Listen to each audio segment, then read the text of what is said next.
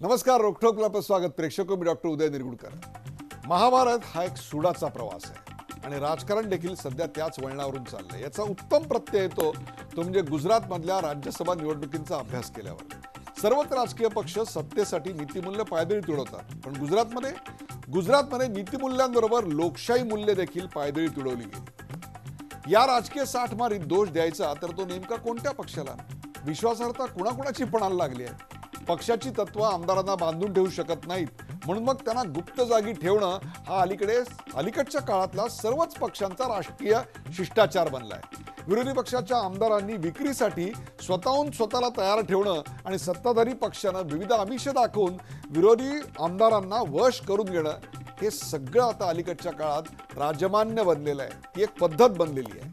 गुजरातमध्ये राज्यसभा निवडणुकीच्या निमित्तानं अमित शहा विरुद्ध अहमद पटेल या राजकीय संघर्ष नाट्यात नेमकं हेच विदारक चित्र समोर आलं. राज्यसभेच्या 250 जागांमध्ये गुजरातच्या एका जागेचं महत्त्व ते काय होतं? तरीही काँग्रेसच्या अहमद पटेलांची जागा एवढी प्रतिष्ठेची का केली गेली? त्यांचा पराभव करणं हे ऐतिहासिक कार्य होऊ शकलं असतं का? त्यांचा विजय ही देखील ऐतिहासिक बाब ठरते का? त्यामुळे मुळात अहमद पटेल म्हणजे संपूर्ण काँग्रेस असं मानण्याचं कारणच काय होतं? सगळ्याच राजकीय पक्षात आता व्यक्ती प्रथम, पक्ष नंतर आणि मग जमलं उरलं तर त्यानंतर राष्ट्र वगैरे अशी भूमिका का घेतली जाते? सध्या गुजरात अस्वस्थ आहे, पाटीदार समाज नाराज आहे. अशा वेळी राजकारणी राज्यसभेच्या एका सत्तेसाठी, एका जागेसाठी खेळ का खेळत बसले? भाजप विरुद्ध काँग्रेस याच्यातल्या या राजकीय सूडनाट्यात निवडणूक आयोग या स्वायत्त संस्थेची विश्वासार्हता ठळकपणे पुढे आली आहे. सत्ताधारी विरोधी पक्ष यांच्या राजकीय संघर्षाच्या वेळी सरकारी अधिकाऱ्यांनी घटनेच्या चौकटीत राहून आपलं काम कसं करावं याचा आदर्श वस्तुपाठ निवडणूक आयोगानं घालून दिला. पण राजकीय पक्ष यातून काय आणि कधी बोध घेणार? या लढाईत अहमद पटेलांचा विजय झाला, त्यामुळे काँग्रेसचं मनोबल खरोखरच उंचावलंय का?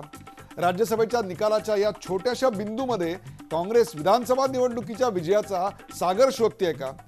आगामी विधानसभा निवडणुकींवर या निकालाचा नेमका काय परिणाम होणार आहे? भाजप आणि काँग्रेस कार्यकर्त्यांच्या मनोबलामध्ये काय फरक पडेल? या राज्यसभा निकालानं नेमकं काय दाखवून दिलं? यामुळे कुणाची प्रतिमा मलिन झाली आणि कुणाची प्रतिमा उजळून निघाली? ज्यांची प्रतिमा उजळली त्यांना 2019च्या लोकसभा निवडणुकीत काही लाभ होणार आहे का? किंवा त्याच्या आधी होणाऱ्या गुजरातच्या विधानसभा निवडणुकात काही लाभ होणार आहे का?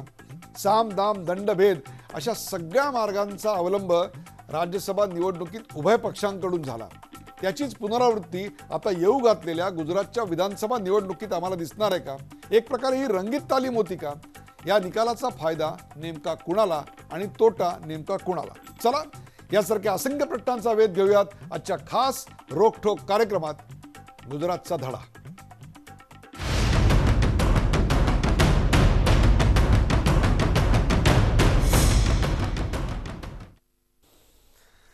गुजरातचा धडा सुरुवातीला पाहूया या विषयावरचा एक छोटासा रिपोर्ट.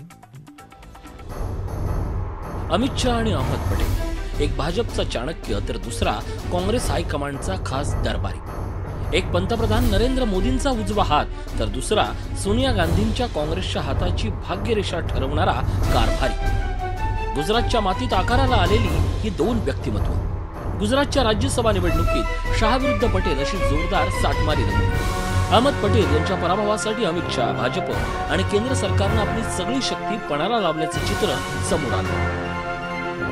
काँग्रेस आमदारांची फोडाफोडी, त्यांना कर्नाटकात आश्रय देणारे मंत्री डी शिवकुमार यांच्यावर आयकर खात्याच्या धाडी, काँग्रेस तसंच जेडीयू आमदारांनी केलेलं क्रॉस वोटिंग, त्यावरून रात्री उशिरापर्यंत लांबलेला निवडणूक निकाल आणि शेवटी निवडणूक आयोगानं घेतलेली निपक्षपाती भूमिका, अशा नाट्यमय घडामोडी पाहायला मिळाल्या. साम दाम दंड भेद असे सगळे मार्ग सत्ताधारी भाजपनं वापरले, तरीही काँग्रेसचे अहमद पटेल हे शेवटी विजयी झाले. अमित शहांची देखील राज्यसभेवर निवड झाली, पण त्या विजयाच्या आनंदापेक्षा अहमद पटेलांचा विजय भाजपच्या फारच जिव्हारी लागल्याचं सांगितलं जातंय.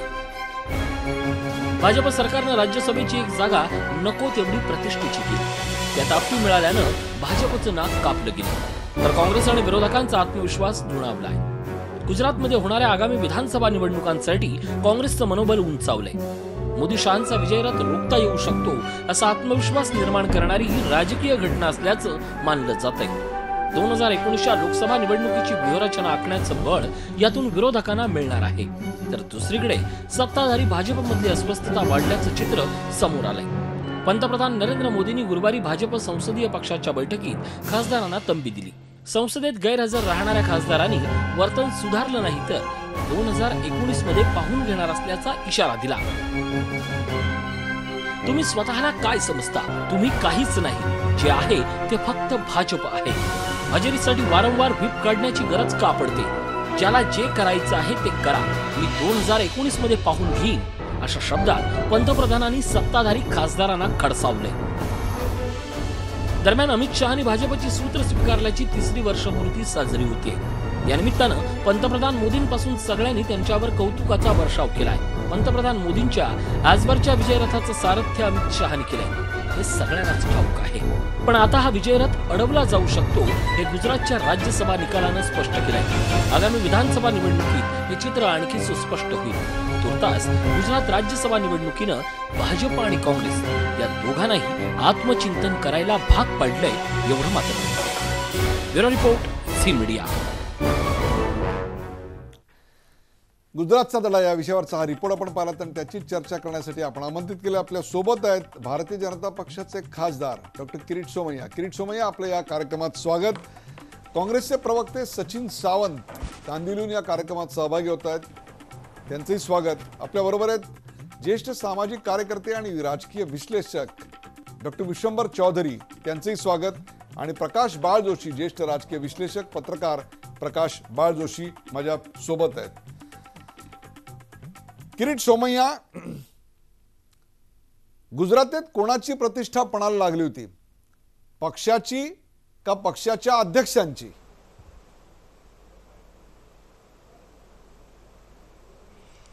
वास्तविकरित्या काँग्रेसचा अस्तित्वाचा प्रश्नाची लढाई होती. एक काय ना की काय काय वेळेला आपण ते 0.4 वोटचा ह्याच्यात जे वास्तविकरित्या काय झालं ते विसरतो.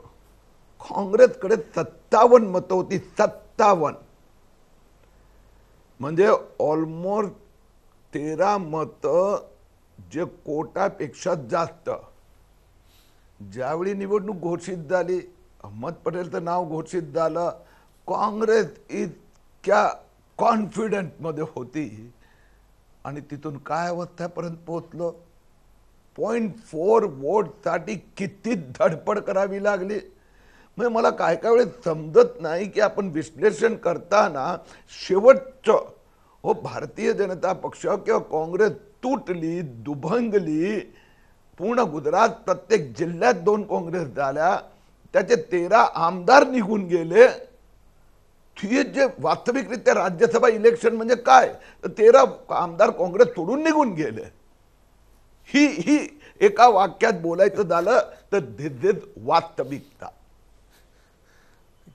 किरीट सोमय्या, माझा तुम्हाला प्रश्न होता, ही निवडणूक कोणाच्या प्रतिष्ठेची होती? आपल्या पक्षाच्या का पक्षाध्यक्षांच्या? आज लोकसभेपासून ते गाव पातळीपर्यंत अगदी राज्यसभेत सुद्धा तुमचंच आणि फक्त तुमचंच प्राबल्य आहे, तुम्हालाच मताधिक्य आहे. असं असताना 250 पैकी एका जागेसाठी एवढा आटापिटा करावा?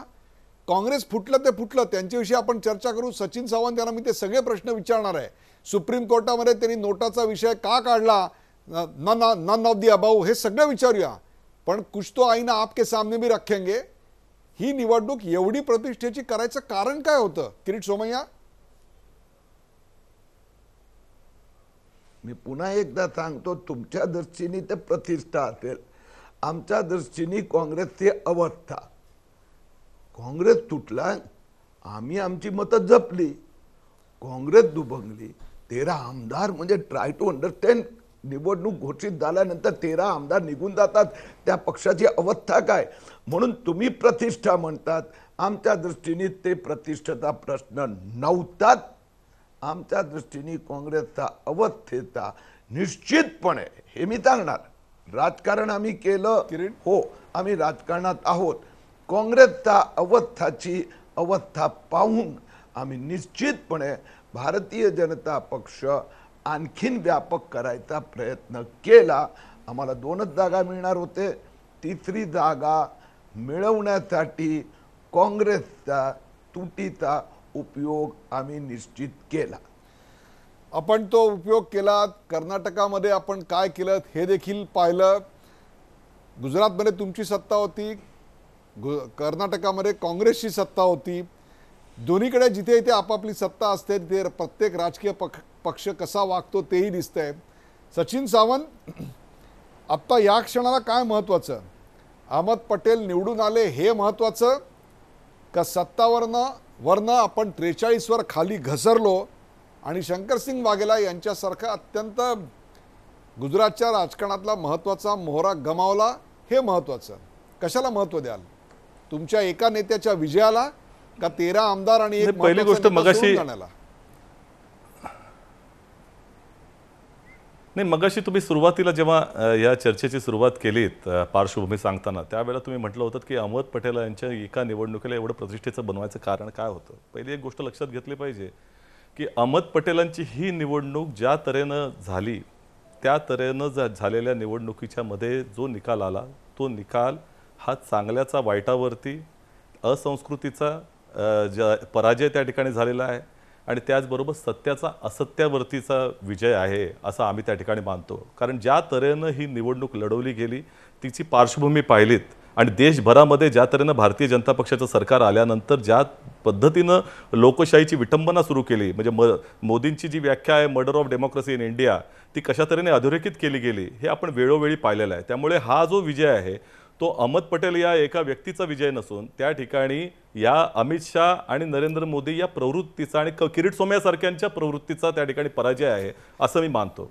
कारण त्याच पद्धतीमध्ये हे लोक सगळेजण येतात की कशा तऱ्हेनं असत्य बोललं जातं. आज जी निवडणूक त्या ठिकाणी लढवली गेली तुम्ही लक्षात घेतलं पाहिजे की आज शेकडो कोटी रुपये भारतीय जनता पक्षातर्फे खर्च केले गेले. ते कसे खर्च केले गेले या संदर्भामध्ये ते कुठनं आले ह्या ठिकाणी हा प्रश्न त्या ठिकाणी उपस्थित झाला पाहिजे. कशा तऱ्हेनं पैशाचा गैरवापर त्या ठिकाणी झालेला आहे, सत्तेचा गैरवापर झालेला आहे. तुम्ही कशा तऱ्हेनं त्या ठिकाणी वेगवेगळ्या राज्यांमधल्या निवडणुका तुम्ही पाहिलं, बिहारचा घ्या ठिकाणी घ्या, गोव्यामध्ये घ्या, मणिपूरमध्ये घ्या, अरुणाचल प्रदेशमध्ये घ्या, उत्तराखंडमध्ये घ्या, या सगळ्या ठिकाणी कशा तऱ्हेनं तुम्ही सत्तेचा दुरुपयोग केलात. त्याचबरोबर पोलीस बलाचा देखील वापर करण्यात आला. म्हणजे आमदारांना त्या ठिकाणी भीती घालण्यासाठी पोलिसांचा देखील वापर ज्या वेळेला होतो, ज्या वेळेला ईडी सारख्या इन्कम टॅक्स सारख्या यंत्रणांचा वापर होतो, कशा तऱ्हेनं त्या शिवकुमारांच्या रिसॉर्टवरती इन्कम टॅक्सची रेड होते आणि त्या ठिकाणी जी मेंडेटरी आहे इन्कम टॅक्सच्या डिपार्टमेंटला की पोलिसांना स्थानिक पोलिसांना ते कळवलं पाहिजे, ते न करता सीआरपीएफचा वापर केला जातो. त्यामुळे ह्या सर्व त्या ठिकाणी कशा तऱ्हेनं स्टेज ड्रामा तयार केला गेला आणि हे फोडण्याच्या मागे म्हणजे मला असं आश्चर्य वाटतं की याच्याबद्दल या ठिकाणी त्यांची स्मार्ट पॉलिटिक्स हे नवीन एक संकल्पना आली आहे मोदींचं की कशाही तऱ्हेनं काँग्रेसला किंवा विरोधी पक्षांना त्या ठिकाणी त्यांचं सरकार घालवण्याकरता साम दाम दंडभेदाचा वापर करायचा, लोकशाहीचे त्या ठिकाणी धेंडवडे उडवायचे आणि त्याला स्मार्ट पॉलिटिक्स ही संकल्पना द्यायची. 13 आमदार त्या ठिकाणी फुटले. ह्या संदर्भामध्ये जर बघायचं झालं तर ते कशा तऱ्हेने फोडले गेले, कशा तऱ्हेने त्यांना आमिष दाखवली गेली आणि कशा तऱ्हेने ते भारतीय जनता पक्षाच्या कॅम्पमध्ये जाणार आहेत, सगळ्या गोष्टी जर पाहिल्यात तर सचिन सावंत चला क्षणभर पक्षानं कशा सचिन सावंत विटंबना चालू याचं चित्र क्षणभर आपण किरीट सोमय्यांचं सोडून द्या. ते लोकशाहीची विटंबना करतायत, त्यांचा पक्ष लोकशाहीची विटंबना करतोय. तुमच्या पक्षाने कधी लोकशाहीची विटंबना केली नाही, लोकशाहीची बूज राखलेली आहे. तुम्हाला घरचा आहेर काय मिळालाय तो सांगतो, तुम्हाला वाक्यच वाचून दाखवतो. गुजरातमध्ये विधानसभेच्या निवडणुका होत आहेत, त्याच्यामध्ये काँग्रेस विरुद्ध भाजप अशी थेट लढत आहे. पण पक्षातली फाटाफूट कशी रोखणार? सल्तनत संपली तरी काँग्रेसवाले सुलतानासारखे वागतायत हे किरीट सोमय्या नाही म्हणत आहेत, हे जयराम रमेश म्हणतायत. काय सांगा? नाही, आता हे त्यांचं व्यक्तिगत मत असू शकतं. प्रत्येकाने काँग्रेसमध्ये लोकशाही मानणारा वर्ग आहे आणि त्या संदर्भामध्ये प्रत्येकानं आपापलं मत त्या ठिकाणी व्यक्त करावं अशा तऱ्हेच्या भूमिका असू शकतात. विषय असा आहे की या संदर्भामध्ये ज्या वेळेला पक्ष तुटला जातो निश्चितपणे त्या ठिकाणी विचारधारेचा अभाव या सर्व पक्षांमध्ये दिसतोय. म्हणजे आज नाही होत आहे, हे सगळे संपूर्ण देशव्यापी सत्य आहे. परंतु या ठिकाणी दुसरं सत्य अधोरेखित जेव्हा होतं की ह्या सगळ्यांना पक्षामध्ये आमंत्रण दिलं जातं. म्हणजे आज भारतीय जनता पक्ष आहे की ज्याने आपल्या महाराष्ट्रामधचं उदाहरण घेतलं, विजयकुमार गावित असतील, पाचपुते असतील, प्रवीण दरेकर असतील, या सगळ्यांवरती आरोप केले होते. परंतु त्यांना त्या ठिकाणी आतमध्ये घेतलं, पक्षामध्ये घेतलं. त्या आसाममध्ये तशाच तऱ्हेचे आरोप झाले होते आणि त्यांना त्या ठिकाणी स्ट्रॅटेजिस्ट म्हणून त्या मान्यता दिली. त्यामुळे हे सगळ्या गोष्टी ज्या घडतात ते अतिशय दुर्दैवी आहे. मी किरीट सोमय्यांना याच्यासाठी घेतलं की मुद्दामून त्या ठिकाणी आता आहेत तर त्यांना प्रश्न विचारावा की तुम्ही निवडणूक महानगरपालिकेच्या निवडणुकीवरती आपल्या उद्धव ठाकरेंवरती आरोप केले होते, त्या कंपन्या काढल्या होत्या, काय झालं? तुम्ही ईडीकडे गेला नाहीत, आम्ही वाट बघतो ईडीकडे कधी जाणार आहात तुम्ही. मुख्यमंत्र्यांनी देखील सांगितलेलं आहे की तुम्ही त्या ठिकाणी कंप्लेंट करा. मुख्यमंत्र्यांचे आदेश त्या झाला नाही. त्यामुळे राजकीय दृष्टिकोनातून निवडणुकांच्या पार्श्वभूमीवरती अशा तऱ्हेचे आरोप करायचे आणि नंतर मात्र पळ काढायचा, हीच प्रवृत्ती आहे आणि भाजपामध्ये पोचली जाते. हे दुर्दैवाचं आहे. किरीट सोमय्या, अहमद पटेल यांचा पराभव आपल्या पक्षाकरता किंवा आपल्या पक्षाच्या अध्यक्षांकरता एवढा महत्वाचा होता की त्याच्याकरता काय चाल चलन आणि चरित्र यांचा वारंवार आपल्या सगळ्याच नेत्यांच्या भाषणामध्ये उल्लेख असतो. याला तिलांजली देऊन तुम्ही नवीन मंत्र घेतलात, चाल चलन चारित्र्य सोडून द्या, आता साम दाम दंडभेद हाती घ्या आणि काहीही करून सत्ता मिळवा, काहीही करून आमदार फोडा, काही करून मोठे मोठे नेते मासे गळाला लावा. मग ते शंकरसिंग वाघेला असतील किंवा आता महाराष्ट्रामध्ये नारायण राणे येऊ घातले असं आम्ही ऐकतोय. भारतीय जनता पक्षाचं कल्चर बदललं एवढं तर मान्य करा.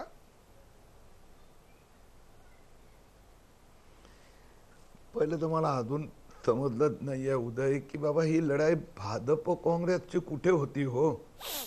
कारण भारतीय जनता पक्षाचे 2 सीट होत्या, ते सहज येत होत्या, आल्या. वास्तविकरित्या ही लढाई काँग्रेस वर्सेस काँग्रेस. एका बाजूला गुजरात काँग्रेस लेड बाय शंकरसिंग वाघेला आणि दुसऱ्या बाजूला गुजरात काँग्रेस लेड बाय अहमद पटेल. एका बाजूला कर्नाटकचे चीफ मिनिस्टर सिद्धरामय्या आणि दुसऱ्या बाजूला कर्नाटकचे सगळ्यात पैसेवाले आणि प्रभावित असे कर्नाटकचे ऊर्जा मंत्री शिवकुमार. आता हे मला सांगा, शिवकुमार आणि तो रिसोर्टवाला बिझनेस पार्टनर, त्याच्या 942 कोटीची नोटीस हे भारतीय जनता पक्षाने अमित शहानी नव्हती काढली, तर सिद्धरामय्यांनी काढली होती. शिवकुमार तर आईनी सांगितलं की मुख्यमंत्र्यांनी माझ्या मुलाला फसवलं. आता याला आपण इथून तिथे 942 कोटीची नोटीस मोदी सरकारने नव्हती दिली आणि त्याच्यात ती नोटीस दिल्यानंतर 15 दिवसात आता रिसोर्टमध्ये कोण घेऊन गेलं 44 आमदारांना? म्हणजे ही रिसोर्टची राजनीती कोण करते? भीती होती म्हणजे याचा मुद्दा काय आहे? तुमच्या पक्षाची भीती होती असं ते म्हणतायत. आता भीती म्हणजे एवढे ते आम्हाला घाबरायला लागलेत. मला खरंच अच्छा एक मी नक्की सचिन सावंत तुमचं वाक्य मला मान्य आहे की महापालिका निवडणुकीच्या वेळेला जे ईडी जे मुंबई महापालिका माफियांच्या संबंधित 5 कंपन्यांची यादी मी दिली होती ते ईडीकडे मी सबमिट केलेली आहेत. त्याचा पाठपुरावा चालू आहे आणि ज्यावेळी इन्व्हेस्टिगेशन संपणार मला विश्वास आहे की निश्चितपणे ईडी त्यात त्यांना पुरावे सापडल्यावर किरीट सोमय्या या स्पष्टीकरणाबद्दल आभार. याचं कारण किरीट सोमय्या प्रश्न उपस्थित करतात, धुराळा उडतो, परंतु नंतर त्याचा फॉलोअप घेत नाहीत असं तुमच्यावर आरोप आहे. याच मुद्द्यावर विश्वंभर चौधरी, गुजरातमध्ये राज्यसभेच्या 3 जागा होत्या. उदयजी हा बोला. उदयजी एकच शब्द सांगेन, बोला. उद्धव ठाकरेंच्या विरोधामध्ये किरीट सोमय्यांनी ईडीकडे तक्रार केलेली आहे असं किरीट सोमय्या यांचं म्हणणं आहे. हो, त्यांनी आता तसं सांगितलं. त्यांनी तुम्ही जाहीर करायला हरकत नाही. उद्धव ठाकरेजींच्या विरोधामध्ये किरीट सोमय्यांनी त्या ठिकाणी तक्रार दाखल केलेली आहे, ही आता तुमची हेडलाईन आहे. किरीट सोमय्या बोला. उदयजी सचिन सावंत आणि जे एनसीपीचे लोक असेल त्यांनी स्पष्ट समजून घ्यावं. महापालिका निवडणुकीच्या वेळेला मुंबई महापालिकाच्या माफियांच्या विरुद्ध किरीट सोमय्या मुख्यमंत्री देवेंद्र फडणवीसनी लढाई संघर्ष सुरू केलेला होता आहे. माफियांच्या विरोधाची लढाई चालू आहे. मी स्टेजवरून मंचावरून 5 कंपन्यांची नावं घेतली होती आणि या 5 कंपन्यांमध्ये शिवसेनेचा कोणता नेता इन्व्हॉल्व आहे हे उद्धव ठाकरेंनी शोधून स्पष्ट करावं याचंही आवाहन केलं होतं. त्या 5ही कंपन्या ईडीकडे दिलेल्या आहेत. त्या 5ही कंपन्यांची नावं सचिन भाऊ तुम्ही गुगलमध्ये टाकली तर उद्धव तुम्हालाही ठाकरेंचं नाव घेऊन केलं मिळेल. होतं आणि तुम्ही. त्या 5ही कंपन्यांचा पाठपुरावा चालू आहे. उद्धव ठाकरेंचं नाव घेतलं होतं. किरीट सोमय्या, उद्धव ठाकरेंचं नाव घेतलं होतं. हो, मी सांगितलं. मी म्हणजे आजही उद्धव सांगतो, ठाकरेंच्या वरती मी तक्रार दाखल उद्धव केलेली ठाकरेंना आहे. स्पष्ट प्रश्न टाकला होता. मी स्पष्ट सांगतो, मुंबई महापालिका माफियांच्या विरोधातली लढाई चालू आहे. ओके. त्या 5 कंपन्यांमध्ये शिवसेनेचा कोणता नेता इन्व्हॉल्व आहेत ते उद्धव ठाकरेंनी तपासून पाहावं. हे त्यावेळी त्यावेळेला पण मी उद्धवजींचं सांगितलं नाव होतं. घेतलं होतं आपण तुम्ही. आज पण आपण सांगतो. किरीट आणि सचिन, आपण ही चर्चा थोडी पुढे नेऊया. विश्वंभर चौधरी, गुजरात राज्यसभेच्या 3 जागांसाठी निवडणुका होत होत्या. त्यात 2 जागा भाजपला आणि 1 काँग्रेसला. हे अगदी उघड साधं संख्याबळाचं गणित होतं, परंतु ते तसं मिळालं देखील. परंतु दरम्यानच्या काळात चौथा उमेदवार आल्यामुळं जे महाभारत घडलं त्याला आपण काय म्हणाल? आमदारांच्या फाटाफुटीपासून ते आमदारांना गुप्त जागी नेण्यापर्यंत, ते ईडी इलेक्शन कमिशनकडे तक्रार इथपासून ते सुप्रीम कोर्टामध्ये केलेली याचिका, या सगळ्याला आपण काय म्हणाल?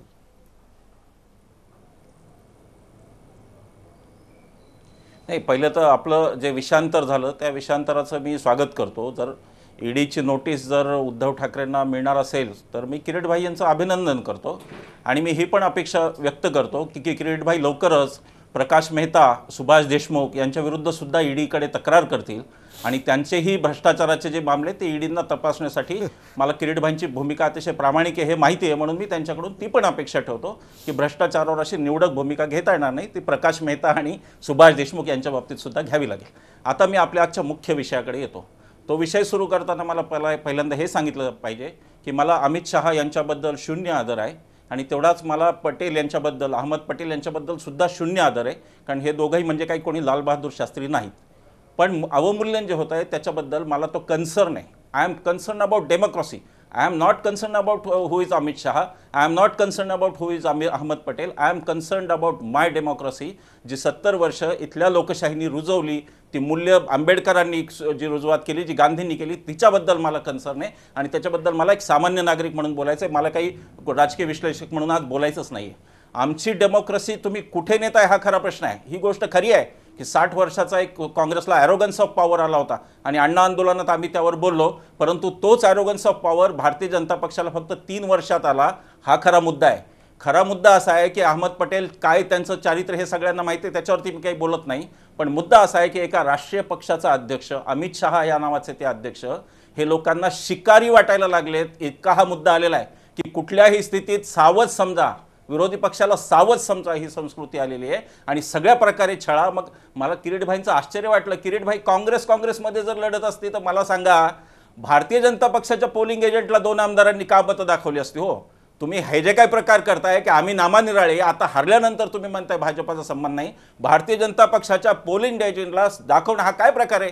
आणि काँग्रेस का त्याच्यावर भूमिका घेत नाहीये?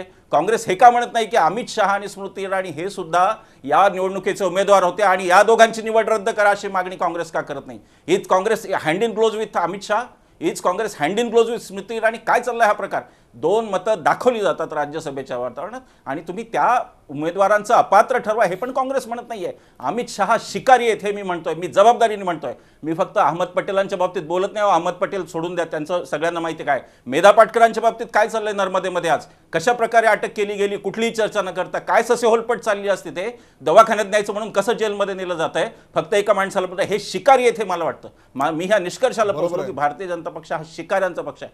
उदयजी लक्षात घ्या, काँग्रेसच्या 100 पाप आहेत आणि त्याबद्दल मी वारेमाप बोललेलो आहे. पण तुम्ही लक्षात घ्या की राज्यसभेमध्ये का लोकसभेमध्ये मला आठवत नाही, मी संसदेचं एक कोणतं चॅनल पाहत होतो, त्याच्यामध्ये भारतीय जनता पक्ष काँग्रेसच्या एक महिला आमदार आरोप करत होत्या. काय आरोप होता त्यांचा?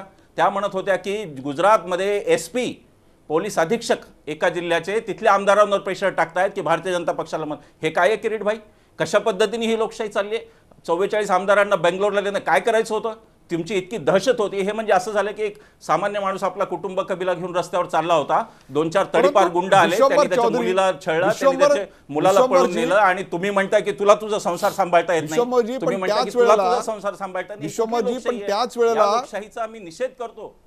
त्याच वेळेला हीच एक प्रकारची राजकीय संस्कृती बनते. आज भारतीय जनता पक्ष सत्तेवर आहे आणि काँग्रेस विरोधी पक्षात आहे. काँग्रेस जेव्हा सत्तेवर होते आणि बाकीचे पक्ष विरोधी पक्षावर होते तेव्हा सुद्धा असंच आमदारांना गुप्त ठिकाणी ठेवलं जायचं. प्रकाश बाळ जोशी, ही एक प्रकारची राजकीय शिष्टाचाराची संस्कृती बनते की आज पक्षापेक्षा हा बोला व्यक्ती मोठी होत चालली आहे. विश्वंभर, काँग्रेसनेही या गोष्टी केल्या, ही गोष्ट अगदी बरोबर आहे. काँग्रेसनेही हे केलं, ही गोष्टी अगदी बरोबर आहे, परंतु त्याच्यामध्ये एक डिसेन्सीचा फरक होता. उदयजी 405 जागा काँग्रेसच्या निवडून आल्या होत्या राजीव गांधी पंतप्रधान झाले तेव्हा, पण तेव्हा काँग्रेसने भाजप मुक्त भारतचा नारा दिला का? तेव्हा काँग्रेसने जनता पक्ष मुक्त भारतचा नारा दिला का? विरोधक हे संपवण्यासाठी नाही आहेत, यांना एक पक्षीय लोकशाही आणायची आहे का? एक पक्षीय लोकशाही हुकुमशाही असते. आपण चर्चा करूया, परंतु सध्या मुक्त भारत ही काय आरोगन्स आहे? सध्या पक्षापेक्षा सुद्धा 31% मत मिळालेला पक्ष काँग्रेस मुक्त भारत हा कोणता आरोगन्स? दोन्ही पक्षांमध्ये पक्षापेक्षा व्यक्ती मोठी होत चालली आहे. व्यक्तीचा पराभव होता कामा नये. पक्षाची मूल्य पायदळी तुडवली गेली तरी हरकत नाही, लोकशाहीची मूल्य पायदळी तुडवली गेली तरी हरकत नाही, व्यक्ती महत्वाची. राजकारणात तर निश्चितपणे आपल्याला असं दिसतंय की व्यक्ती मोठी आहे. आता जर आपण गुजरातमधल्या राज्यसभेच्या निवडणूक जी बघितलीत की जी साधारण वन डे मॅच सारखी झाली, अतिशय उत्कंठावर्धक होती, परंतु मला त्यात नवीन असं काही दिसत नाही. याचं कारण असं की अशा प्रकारचे आमदार पळवणं किंवा आपले आमदार बाजूला नेऊन ठेवणं सुरक्षित जागी आणि मग तो घोडाबाजार कसा होतो ह्याच्यात, हा महाराष्ट्राने ते फार जवळून बघितलेलं आहे. म्हणजे गेल्या 2 दशकामध्ये महाराष्ट्रात जेव्हा जेव्हा विधान परिषदेच्या किंवा राज्यसभेच्या ज्या निवडणुका झाल्या त्याचा आपण जर इतिहास बघितला तर सर्वच निवडणुकांमध्ये मग त्याच्यात त्याला आणि कुठलाही पक्ष त्याला अपवाद नाही. म्हणजे ज्या उमेदवाराकडे कुठल्याही पक्षाचं मत नाही असे उमेदवार सुद्धा निवडून येतात. ते कसे येतात? तर अशा प्रकारे घोडेबाजार केल्यानंतर येतात. आता फक्त गुजरातमधली ही जी निवडणूक झाली ती निवडणूक देशापुढे इतक्या मोठ्या प्रमाणात झाली की आपण जर बघितलं तर गेल्या 2 महिन्यापूर्वीच आपले राष्ट्रपती पदाची आणि उपराष्ट्रपती पदाची निवडणूक झालेली होती. त्याची चर्चा झाली नाही किंवा त्याच्या विषयी सुद्धा फार लोकांना माहिती नाही कशा प्रकारे झाली.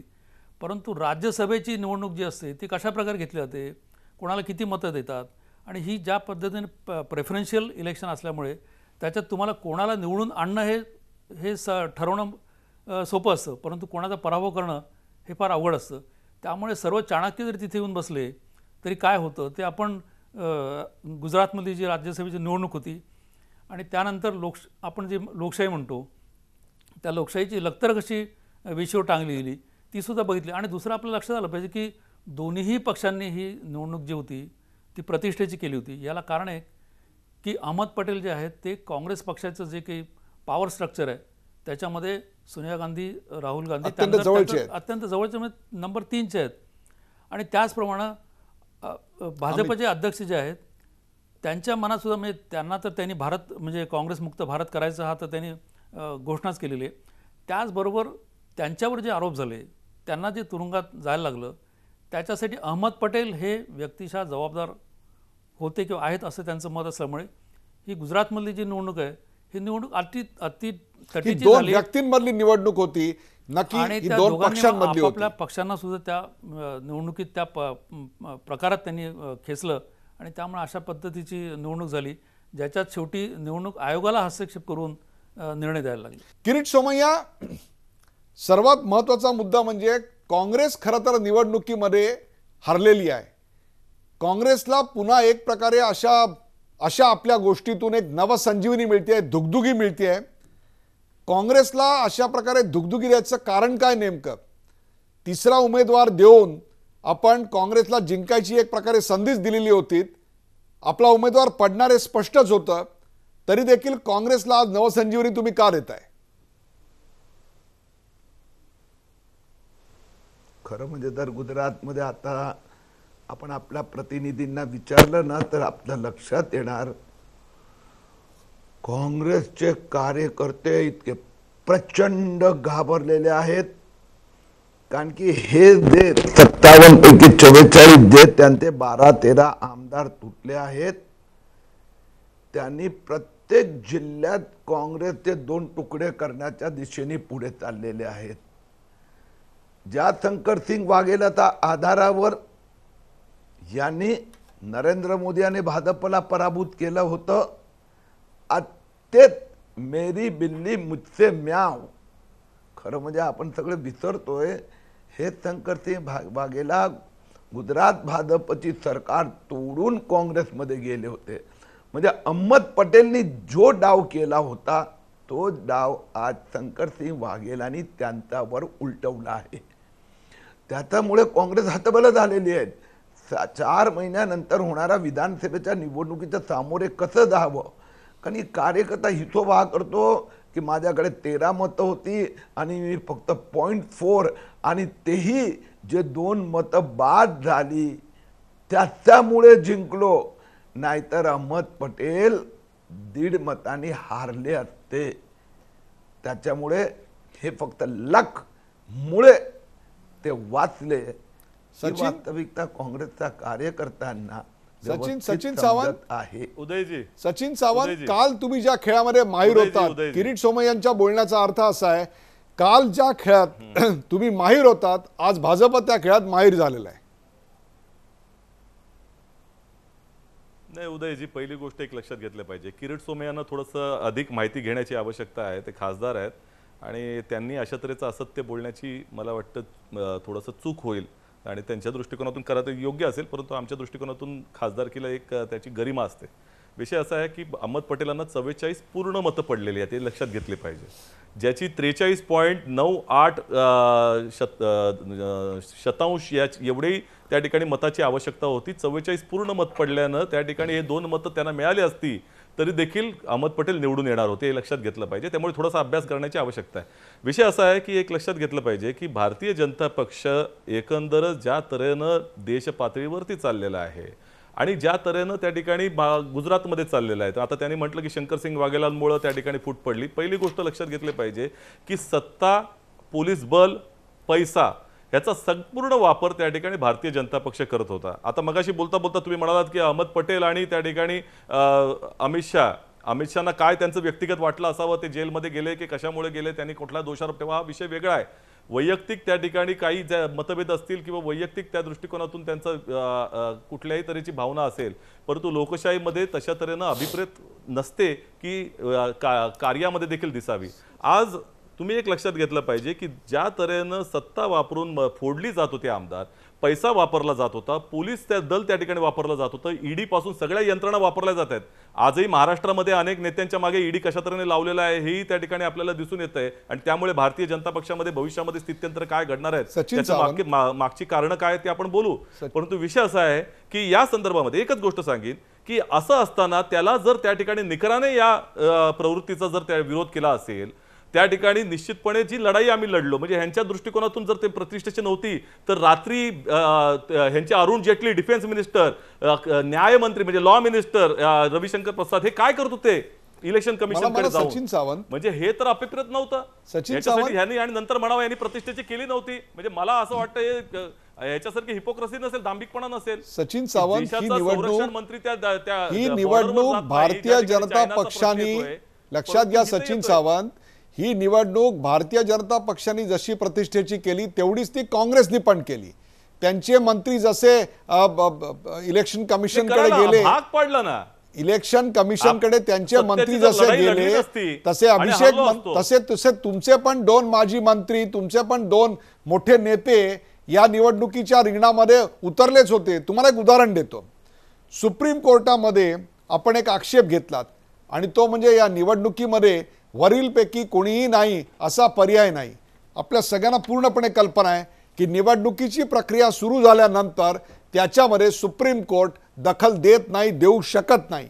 असं असताना सुद्धा आपण हा आक्षेप घेतला, अर्थात सर्वोच्च न्यायालयानं तो फेटाळून लावला. हे कशाचं लक्षण होतं मला सांगा, बोला. नाही, पहिली गोष्ट उदयजी एक लक्षात घेतलं पाहिजे की सर्वोच्च न्यायालयामध्ये जाणं हे काही अलोकतांत्रिक आहे असं मला वाटत नाही. आता ही नवीन संकल्पना भारतीय जनता पक्षाकडनं आली असेल मला माहिती नाही. विषय असा आहे की त्यावेळेला एक दृष्टिकोन त्या ठिकाणी होता की नोटिफिकेशन निघाल्यानंतर नोटाचं त्या ठिकाणी नवीन परत नोटिफिकेशन काढलं गेलं होतं आणि त्याला आक्षेप घेतला होता. सुप्रीम कोर्टाने त्याचा निर्णय दिला, तो मान्य झालेलाच आहे. विषय त्याच्या पलीकडचा आहे की आज या ठिकाणी जे लोकतांत्रिक पद्धतीने आम्ही लेजिटिमेटली त्या फाईट करत होतो, विषय या ठिकाणी संपूर्ण सत्ता, पैसा आणि पोलीस बलाचा वापर करून त्या ठिकाणी दबाव आणण्याचा प्रयत्न जर होत असेल तर त्याचा विरोध करणं म्हणजे त्या ठिकाणी प्रतिष्ठेचं बनवणं असेल तर आम्ही ही प्रतिष्ठेची बनवली. कारण ही लढाई जी होती ती लोकशाहीसाठी होती, लोकतांत्रिक व्यवस्था मजबूत करण्यासाठी होती. बिहारमध्ये काय झालं हे आपण पाहिलेलं आहे. गोवा, मणिपूर, बिहारमध्ये जनमत हे यांच्या विरोधात असताना त्या ठिकाणी सत्तेवर आले होते आणि ते त्या ठिकाणी जनमताचा अनादर केलेला आहे भारतीय जनता पक्षानं. सचिन सावंत, तुमच्याकडे दोन प्रश्न आहेत. जंग पछाडून देखील अहमद पटेल यांचा पराभव झाला नाही, यामुळं गुजरातच्या काँग्रेसला संजीवनी मिळेल असं आपल्याला वाटतं का? आपली प्राथमिकता काय आहे? या विजयाचा उदो करत राहणं का आपला पक्ष संघटन गुजरातमध्ये खिळखिळ झालंय त्याविषयी चिंता करत राहणं? आज कुठेही विजय काँग्रेसला मिळत नाहीये त्याची चिंता करत राहणं? एक लक्षात घेतलं पाहिजे की ज्या तऱ्हेनं ही जी निवडणूक होती ही निवडणूक गुजरातच्या जनतेपर्यंत गेलेली आहे. राहुल गांधींना ज्या वेळेला त्या ठिकाणी दगड मारला जातो आणि इतपत भारतीय जनता पक्षाची मानसिकता विकृतीकडे वळत चाललेली आहे तर त्याचा निकरानं विरोध त्या ठिकाणी माझा लोकशाहीवरती निश्चितपणे विश्वास आहे आणि लोकांच्यावरती देखील विश्वास आहे की त्या ठिकाणी अशा तऱ्हेचं जेव्हा अनैतिक गोष्टी घडल्या जातात तर त्याचा विरोध जनता देखील फार प्रखरतेने करते. आणि आज मी तुम्हाला सांगतो गुजरातमध्ये भारतीय जनता पक्षाचा मोठा पराभव होण्याची त्या ठिकाणी वेळ आलेली आहे. या अगोदरच्या तिन्ही निवडणुकांमध्ये फार फरक नव्हता. लक्षात घ्या, 1% फरक होता, 1% सचिन सावंत, आपल्या कार्यकर्त्यांचं मनोबल याच्यामुळे उंचावलंय असं म्हणतात. किरीट सोमय्या, आपल्याकडे देखील त्यांच्याकडे तर 57चे 43 झाले ही चिंतेची बाब आहे. शंकरसिंग वाघेला सोडून गेले ही चिंतेची बाब आहे. परंतु भारतीय जनता पक्षात सुद्धा काही आलबेले असं समजायचं कारण नाही. आपल्याला मुख्यमंत्री बदलावे लागले, आपल्याला प्रदेशाध्यक्ष बदलावे लागले. अजूनही आलेले आमदार किंवा घटक पक्ष जे तुमच्या बरोबर आहेत, जनता दल युनायटेड, ते संपूर्णपणे आपल्या बाजूने आहेत गुजरातमध्ये असं दिसत नाही आहे. आपल्याला काय महत्त्वाचं? या पराभवाबद्दल आपण बोलत राहणार का पक्ष मजबूती करता येऊ घातलेल्या 4 महिन्याच्या निवडणुकांसाठी जनतेचे प्रश्न हाती घेणार? पाटीदारांचं आंदोलन आज पेटलेलं आहे, काँग्रेसला त्याचा फायदा उठवता येत नाही आहे ही गोष्ट वेगळी आहे. परंतु ही गुजरातची अस्वस्थता सोडवण्याकरता आपण प्रयत्न करणार का अशा प्रकारचे राजकीय खेळ खेळत राहणार? वास्तविकरित्या गुजरात राज्यसभेच्या निवडणुकीच्या दृष्टीने भारतीय जनता पार्टीला फार काय लेना देणं नव्हतं. एक गुजरातीत म्हण आहे, मराठीत पण भाषांतर उपलब्ध आहे, घर फुटे घर जाय. त्यांचं घर फुटलं त्यामुळून त्यांचं घर जात आहेत. आता सचिनराव घडी पोलीस पैसा होते, बँगलोर तर रिसोर्ट 942 कोटीची नोटीस, यांच्याकडून इन्कम टॅक्स आहे आणि त्याच्यात 300 कोटीची मालमत्ता सापडणं म्हणून पैसे कुणाचे आणि कोणी फोडलं. राहिली गोष्ट गुजरात भाजपची. गुजरात भाजपने निश्चितपणे वर्षभरापासून दखल घेऊन आपलं काम ग्रामीण पातळीवर प्रत्येक बूथवर संघटना बांधणं, तिथे पोचवणं, सरकारी योजना शेवटच्या माणसांपर्यंत जाणार त्याची काळजी घेणं, ही तयारी सुरू केली आहे. मी आपल्या मताशी पूर्ण सहमत आहे की गुजरातमध्ये मुख्यमंत्री बदलावे लागले आणि त्या काळात त्या दृष्टीने भारतीय जनता पक्ष पुन्हा कॉन्सन्ट्रेट करत आहे. मला या दोन्ही राजकीय विश्लेषकांना एक प्रश्न विचारायचा आहे. प्रथम विश्वंभर चौधरी, या निवडणुकीच्या निकालानंतर, या निवडणुकीत जे महाभारत घडलं त्याच्यामुळे कोणाची प्रतिमा मलिन झाली आणि कोणाची प्रतिमा उजळ झाली आणि येऊ घातलेल्या विधानसभा निवडणुकीत त्याचा कोणत्या राजकीय पक्षाला कितपत फायदा होईल असं वाटतं आपल्याला? विश्वंभर.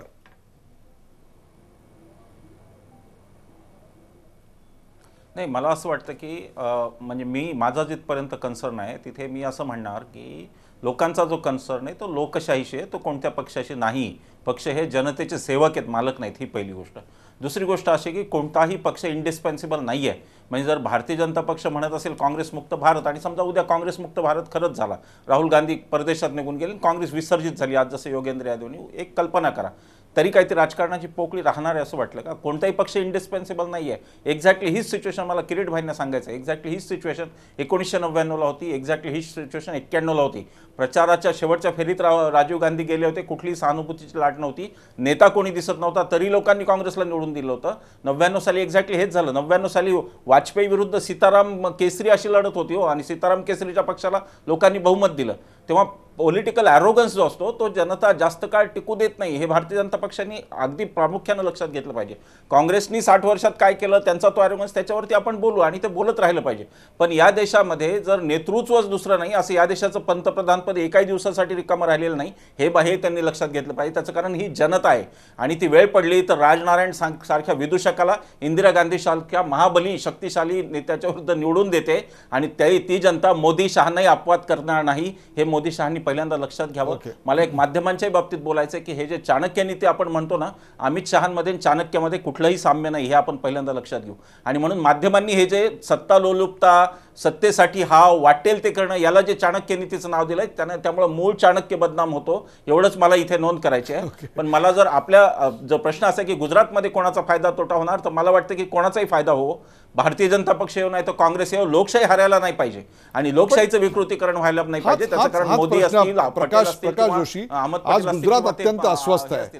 गुजरातमध्ये पाटीदारांचं आंदोलन पेटलेलं आहे. त्याही पेक्षा सुद्धा गुजरातमध्ये विकासाच्या संदर्भामध्ये अनेक प्रश्न आता निर्माण केले जात आहेत. काँग्रेस त्यावर फायदा उठवू शकत नाही आहे, हाही एक मुद्दा आहे. या सगळ्याचा आत्ता जे घडलं राज्यसभेच्या निवडणुकीच्या निमित्तानं, त्याचा फायदा कोणाला होईल असं वाटतं, त्याचा तोटा कोणाला होईल? नाही, शेवटी कसं आहे की आता ही राज्यसभेची निवडणूक जी होती, that is a chamber politics. म्हणजे लोकांनी ज्यांना निवडून दिलेलं आहे त्यांच्या आपापसातले खडाखडीची कुस्ती म्हणा, अशा पद्धतीचं होतं. त्या लढाईमध्ये लोकांचा काही संबंध नाही. लोक लांबून बघतायत काय चाललं आहे, कोण पक्ष कसा वागतोय, तो किती आरोगंट आहे, किंवा कोणी कशा प्रकारच्या खेळ केले आहेत, कोणी सत्तेचा वापर केला आहे, कोणी पैशाचा वापर केला आहे, हे जनता सगळं दुरून बघत असते. परंतु ज्यावेळेस विधानसभेच्या निवडणुका येतील गुजरातमध्ये, त्यावेळेचं वातावरण वेगळं असू शकतं. त्यावेळेस गुजरातमधली जी जनता आहे त्यांच्या पुढचे प्रश्न आणि त्यांची मानसिकता ही वेगळी असणार आहे. म्हणजे त्यावेळेस ते गुजरात ही म्हणजे आपल्या राज्याच्या दृष्टीनं, आपल्या विकासाच्या दृष्टीनं कुठला पक्ष आणि कुठलं काय धोरण आहे हे बघून लोक मतदान करत असतात. म्हणजे आपली लोकशाही जी काही 70-80-100 वर्ष टिकलेली आहे, त्याला कारणीभूत आपले मतदार आहेत, ते जास्त सुज्ञ आहेत. या व्यतिरिक्त आणखीन एक गोष्टीचा उल्लेख करायचा, तो म्हणजे एवढा प्रचंड दबाव येऊन सुद्धा इलेक्शन कमिशन यांनी कोणत्याही प्रकारची तडजोड स्वीकारली नाही. त्यांनी घटनेच्या चौकटीत राहूनच काम केलं. याबद्दल प्रथम काय सांगाल प्रकाश बाळ जोशी, आणि नंतर हाच प्रश्न विश्वंभरजी? नाही, मी तर त्यांचं निश्चितपणे अभिनंदन करेल.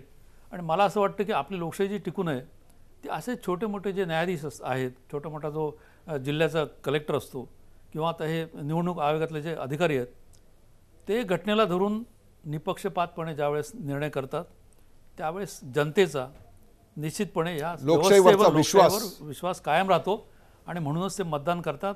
आणि त्या मतदानातनं जे सरकार येतं ते सरकार स्वीकारलं पाहिजे. विश्वंभरजी, ह्याच्यातून महाराष्ट्रातले जे अनेक सरकारी अधिकारी आहेत, मग ते महानगरपालिकांमध्ये, जिल्हा परिषदांमध्ये, हे जिल्हा परिषद सदस्य आणि नगरसेवकांसमोर लोटांगणं घालत असतात, किंवा राज्य सरकारचे अनेक कर्मचारी आणि अगदी IAS अधिकारी सुद्धा आहेत जे लोटांगणं घालण्यात धन्यता मानत असतात. त्यांच्यासाठी या निवडणूक आयोगानं काय धडा घालून दिला असं वाटतं विश्वंभर?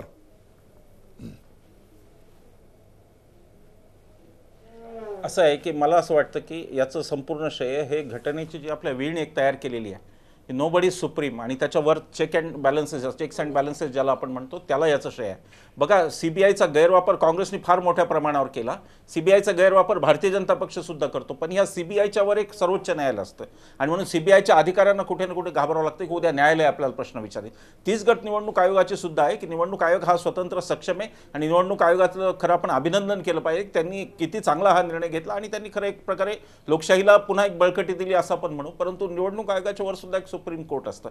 तर ही जी वेविंग आहे, घटनेमध्ये ही जी वीण केलेली आहे, त्या वीणीला याचं श्रेय आहे की देशात एक कोणी सुप्रीम पॉवर बनू शकत नाही असं मला वाटतं. दुसरा आपला मुद्दा अतिशय रास्त आहे की अगदी लोटांगण घालणाऱ्या अधिकाऱ्यांनी याच्यापासून एवढाच धडा घ्यायचा आहे की आपली कमिटमेंट ना भारतीय जनता पक्षाशी आहे, आपली कमिटमेंट ना काँग्रेसशी आहे, ना कोणत्या आणखी पक्षाशी. आपली कमिटमेंट ही भारतीय राज्यघटनेची आहे आणि म्हणून भारतीय राज्यघटनेच्या मूलतत्वांना जिथे जिथे हरताळ उभा फासला जाईल तिथे तिथे आपण उभं राहिलं पाहिजे. आणि मला आनंद आहे की आपल्या सारखे पत्रकार आणि आमच्यासारखे सामाजिक कार्यकर्ते यांनी सुद्धा उभं राहिलं पाहिजे, कारण या सगळ्यांना मिळून लोकशाहीचं रक्षण करावं लागेल. दुर्दैवाने राजकीय पक्ष लोकशाहीला रक्षण करतील अशा आज अवस्थेत नाहीत.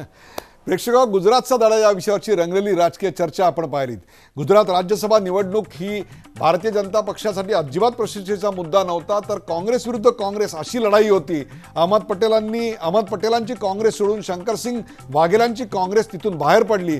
राज्यसभेची 3री जागा लढवून काँग्रेसमधल्या त्या फुटीचा फायदा घेण्याचं राजकारण आम्ही केलं, हे आम्ही स्पष्टपणे मान्य करतो, अशी कबुली आज भाजप खासदार किरीट सोमय्या यांनी केली. तर गुजरात राज्यसभा निवडणुकीत भाजपनं सत्तेचा पैशाचा वापर केला. गुजरातचा निकाल हा सत्याचा असत्यावरचा विजय आहे. हा केवळ अहमद पटेल या एका व्यक्तीचा विजय नाही, तर मोदी, शहा, सोमय्या या प्रवृत्तींचा पराभव आहे, अशी टोलेबाजी काँग्रेसचे प्रवक्ते सचिन सावंत यांनी केली. अमित शहा आणि अहमद पटेल या दोघांविरुद्ध आपणाला शून्य आदर आहे, पण या निमित्तानं लोकशाही मूल्य पायदळी तुडवली जात आहेत याची चिंता मला लागली आहे. काँग्रेसला सत्तेचा गर्व होताच, पण अवघ्या 3 वर्षात भाजपलाही सत्तेचा गर्व चढलाय का, असा सवाल आज विश्वंभर चौधरी यांनी केला. भाजप अध्यक्ष अमित शहा विरोधकांवर टपून बसले शिकारी का वाटतात? काँग्रेस मुक्त भारत करून त्यांना लोकशाही जिवंत ठेवायची आहे की नाही, असा तिखट हल्ला देखील त्यांनी आज चढवला. दोन्ही पक्षांनी निवडणूक प्रतिष्ठेचीच केली होती. राजकारण हे पक्षापेक्षा व्यक्तिकेंद्रित होतं आहे असं सांगताना गेल्या काही वर्षात आमदारांची फोडाफोडी ही कसा राजशिष्टाचार बनली आहे याचे अनेक दाखले ज्येष्ठ पत्रकार प्रकाश बाळ जोशी यांनी दिले. मुंबई महापालिकेतल्या माफियांच्या विरोधातल्या कारवाईवरून देखील यावेळी सोमय्या विरुद्ध सचिन सावंत अशी छान जुगलबंदी आपल्या सगळ्यांना पाहायला मिळाली. प्रेक्षको, गुजरातमधल्या राज्यसभा निवडणुकीत खऱ्या अर्थानं कुणी जिंकला असेल तर तो निवडणूक आयोग. राजकारणी आणि त्यांचं सत्तातूर राजकारण यात सपशेल हरलं. या निवडणुकीच्या निमित्तानं भाजप आणि काँग्रेस यांच्यात जो कडवटपणा आला तो खरं तर दोघांनी विसरून जायला हवा. ते निवडणुकीचं युद्ध होतं. आता लोकशाहीच्या आदर्श मूल्यांचं पालन करायला हवं. लोकशाहीची मूल्य पायदळी तुडवणं हे बूमरँग होऊ शकतं, याचा अनुभव काँग्रेसला आलाय, तो अनुभव भाजपलाही येऊ शकतो. सर्वात महत्त्वाचं म्हणजे गुजरातमध्ये सध्या अस्वस्थता आहे, ती दूर करायची वेळ आता या निवडणुकीच्या निमित्ताने आली आहे. हे दोन्ही पक्षांनी लक्षात ठेवलं पाहिजे की घटनेची चौकटच सर्वोपरी आहे. या चर्चेत सहभागी झाल्याबद्दल सर्व मान्यवरांचे आभार. ताज्या बातम्यांसाठी पाहत राहा झी24 तास. राहा एक पाऊल पुढे.